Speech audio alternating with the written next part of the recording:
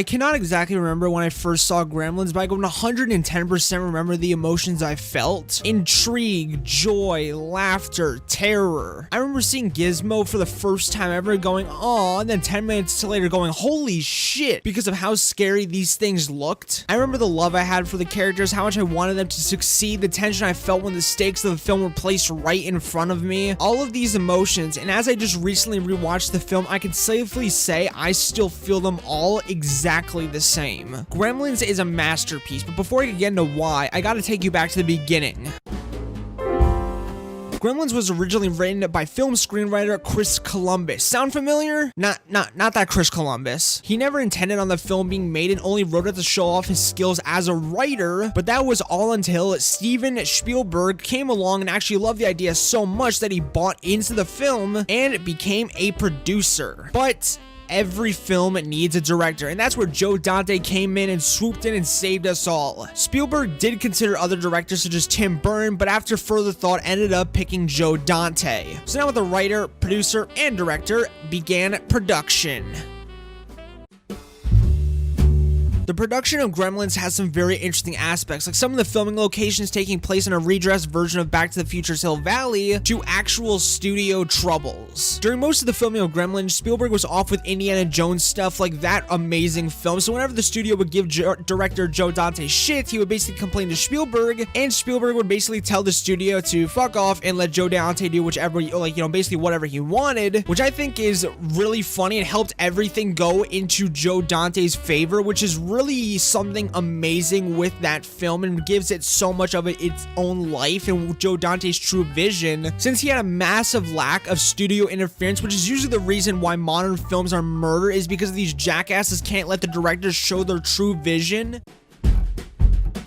Now, if you were to ask me what was my favorite part of Gremlins on a behind the scenes or technical level, it would 110% be the work done on Gizmo and the Gremlins. Which, now that I think about it, sounds like a band name, Gizmo and the Gremlins. In the beginning, screenwriter Chris Columbus had done some sketches and drawings of Gremlins and Gizmo, or the Gremlins and Gizmo, to figure out what they look like, so he could be thanked for how the creatures kind of looked, but the real man behind the curtain, the magic curtain, is Chris Wallace. I personally don't think or believe the Gremlins or Gizmo would have looked a quarter of how good they looked on screen and in the movie without him. Chris Wallace, for people who don't know, is an American special effects artist, makeup artist, film director, producer, and screenwriter. And his job on Gremlins was bringing Chris's drawings and ideas to life in the form of puppets and figuring out how these creatures would move and come to life in the form of, as said before, puppets, animatronics, etc. The puppetry and animatronics work on set is astounding for the time and brings a huge smile to my face every time I watch it. Just to think that almost every single time Gizmo or the Gremlins are on screen, that 1 to 5 people are working on that one creature, and it just makes me smile to think that it's all practical. Seeing the behind the scenes work and the behind the scenes in general and how everyone works on the film is so fascinating, especially finding out that almost every time the main character, Billy, is around Gizmo, that he almost has 40 wires dangling from him, and that we find out that Gizmo was way more difficult than the Gremlins to work with, since how do you fit 100 different wires, circuit boards, just anything inside of this, especially the infamous bar scene, which behind the scenes looks like a mixture of a massive fuckfest of just people, wires, animatronics, puppets, and everything, but it looks just so cool also from like a technical filmmaking and just like, puppetry and animatronics aspect, since you can see everyone operating the Gremlins around the bar and basically working with everything, which in my honest opinion of puppetry and just like I said animatronics and all of that really does bring a genuinely a huge smile to my face, since that's something I'm very passionate about and something that I've always liked. Obviously being a fan of Chucky and all those other things, I'm a huge fan of practical work on puppets, animatronics, and just all of that in general, and I've always been a huge fan of stop motion. Which, speaking of that, also in one of the scenes, which if you do know anything about film, stop motion, and the simple difference between stop motion and actual characters, then you would know that this one scene is stop motion, and it is so cool but terrifying at the same time to see the Gremlins come out of the shadows and descend on the town, especially to figure out that one of that exact scene where they use stop motion is basically one of the lights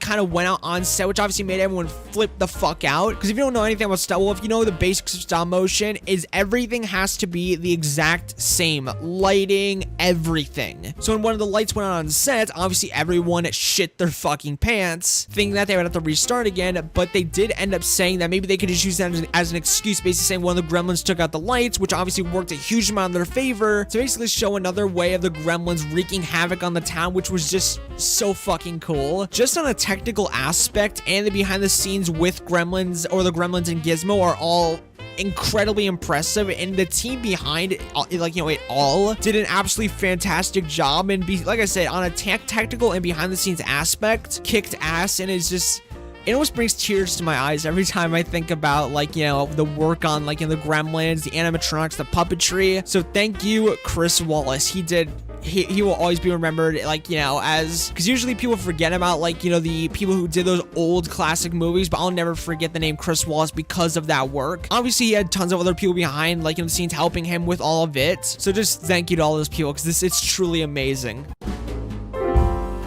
Now, obviously, if you're watching this video, chances are, maybe, just maybe, you've seen Gremlins already. So I feel I don't have to break down the whole story, and chances are you already know what a gremlin is, how they work, so I'll elaborate. Billy, a young adult, works at a bank, friendly with his neighborhood and his small town, is a part of a not-so-wealthy family with a father that is an inventor, who, before he comes home from Christmas, or for the holidays and Christmas, decides to buy his son a present from an underground shop, which sounds really fucking bad, but without the shopkeeper knowing, thanks to his irresponsible grandson, or kind of like, you know, yeah, grandson, brings home Gremlins, or more so Gizmo, a Mogwai. And basically brings it home to his family, to which they open it up and meet Gizmo, the Mogwai. But before Billy can keep Gizmo, the Mogwai, his father lets him know the following rules. You know, there's some things I forgot to tell you guys, and they're really important. Number one, he hates bright lights, we know that. But you gotta keep him out of the sunlight. Sunlight will kill him. Number two, keep him away from water. Don't give him any water to drink. And whatever you do, don't give him a bath. And probably the most important thing, don't ever feed him after midnight.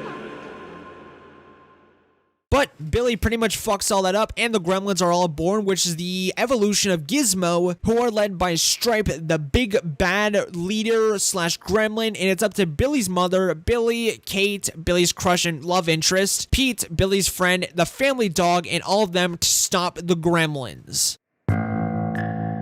This film is flooded with irresponsibility. I mean, hell, if you say that word enough, you could almost hear the name Billy. It feels like a massive theme in this movie. Responsibility's evil twin. That's mainly the whole reason the uncle, clever and old wise man, doesn't sell the Mogwai to Billy's father in the first place. He mentions that he wants it for his kid, his son, which, if us as humans know anything, is that adults are incredibly irresponsible. But above that all on the irresponsibility chain is children, kids. Pete is irresponsible for leaving his drink too close to Gizmo. Billy is irresponsible for allowing Gizmo to that close to a drink. The kid that sold the father the Mogwai is irresponsible. Billy is irresponsible for not checking his clock and that it was right in the first place.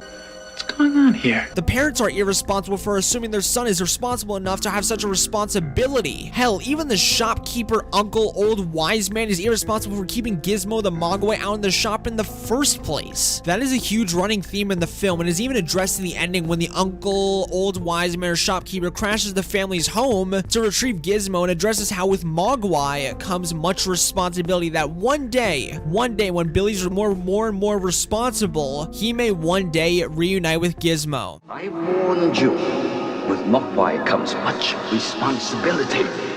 Gremlins 2, baby, but that's for another video. The kills and deaths in this movie range from okay to holy fucking shit, that was amazing. First, the teacher. Okay, he kind of got scratched a little and probably bit a little bit. Then to holy shit, Billy's mother slashing the Gremlins. And even throwing one into a fucking microwave to explode. To okay, they kind of mauled Santa to death in front of the police. That's okay. To holy fucking shit, the Gremlins just messed with the wiring of this old lady's chair and sent her flying up the stairs at probably 700 miles an hour out her fucking window from the top floor. This film's kills and death scenes are fucking hilarious. While some dark and twisted, some could be just really fun to watch, and my favorites being the Gremlin slaughter inside the Pelter's kitchen and the flying old lady. Also, almost forgot to include the tractor kill and Stripe's death, which had outstanding special effects work on it.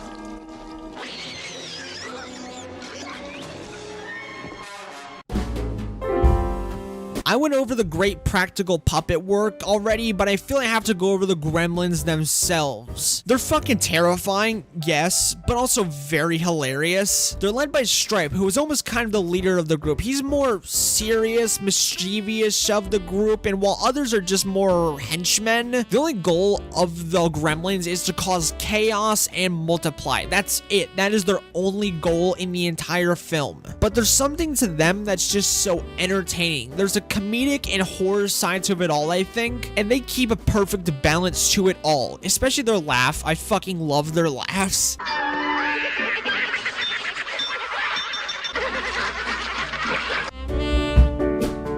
What's there to say about Gizmo? He's fucking adorable. And when I found out who voiced him, my mouth dropped to the floor because I was like, no fucking way that's who voiced him. Joe said, I need somebody to play Gizmo. Needs mustard.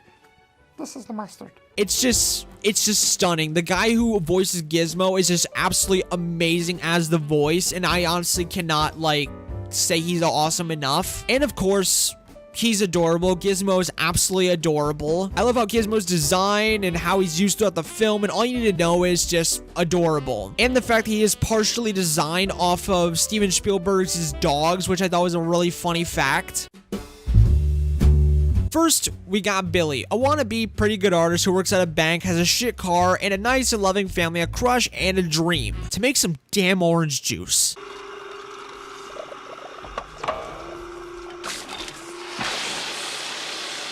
But really, Billy is an amazing character. He's a character who you care about and who you want to succeed, but just because of all of that, it doesn't mean you're not gonna scream at the screen sometimes going, "You fucking idiot." What's going on here? Then we got Billy's parents. His father, who's a struggling inventor, and who was the original one to bring the Gremlins or Gizmo to town, and his mother, who comes off at first as the normal 80s old school stay-at-home wife who cooks and cleans until the husband comes home, la-di-da fucking da, until we learn she's a fucking badass who takes on multiple Gremlins all at once. She is how you do a strong female character right. She's a fucking amazing character and an awesome actress. Then we got Kate, Billy's crush and love interest, who we learn hates Christmas, so we're just gonna skip her. Fucking bitch. I'm 100% just kidding. She's just another hidden badass who has a tragic backstory of why she dislikes the holidays or Christmas so much. Because her father got stuck in a chimney dressed as Santa and died, and she did think he left, but they found him, and that's how she found out that there was no Santa and that she hates Christmas. Now, it's a pretty horrific story, but I'm not gonna lie, it sounds like a pretty fucking funny way to die. I guess I'm just fucked up. Then we got Pete, who isn't really used much in the film besides the first half, and he's a fucking annoying idiot. He's the OG fuck up of the film who spills water on Gizmo, but I will admit he could be pretty cool at points. I mean, he is pretty good with a slingshot. Last but not least, we got the wise old man, who I've already talked about a decent amount throughout this video, but he's pretty much the only person who has brains in the film. I guess we can include, and her name brings shiver to every holiday Christmas enjoyer out there, the dreaded Mrs. Deagle. Fucking bitch.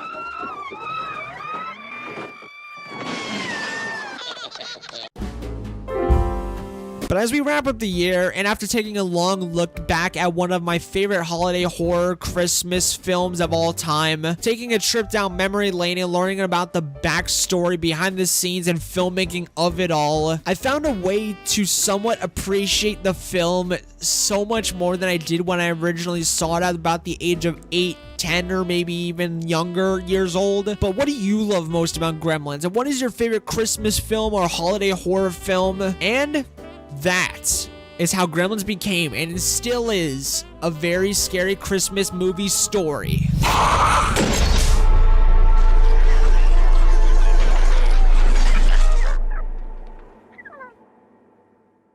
Hello everyone, everyone, this is me, Mr. DeLorean here after I just finished editing this entire video. It's very late at night, actually the day I'm uploading this. It's actually a few hours until I have to have this up, so yeah, I better get this done really quick. But I hope you guys did enjoy this video, and I really do genuinely hope you guys did enjoy it, since I did put a lot of work into it, which obviously isn't an excuse, like, you know, saying, oh, you have to like it because of that. But I hope you guys did genuinely enjoy it, because it's something I really did want to do for Christmas, something that I kind of had an idea of for very last seconds. So it's something I just genuinely want to do, and obviously a film I hold near and dear to my heart. That's especially a Christmas movie, but also something I love very much, which is also horror. And obviously I just absolutely love the Gremlins. I love the Gremlins movie. I just love everything about it. Like I said, my favorite technical aspect is 100% the, like, you know, the Gremlins and Gizmo and all of that. But I want to take this little second after the video like ended to basically say I hope you guys do have a happy holidays, a happy Christmas, all of that. I hope you guys did enjoy the video, like I said, and just have a happy holidays, happy Christmas. And yeah, I will see you guys later. Peace, my amigos, and peace out.